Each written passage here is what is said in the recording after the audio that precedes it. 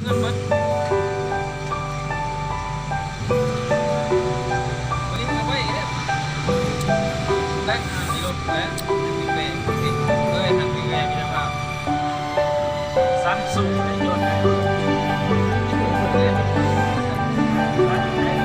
พอได้แก้มเลยพอแก้มเลยเนี่ยแบ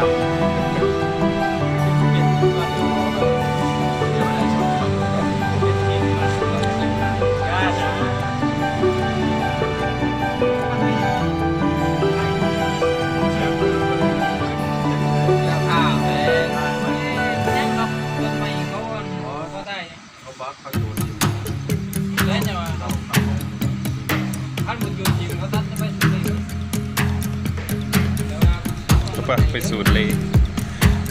เอาเลยนะเอายุกเบิดเลยครับ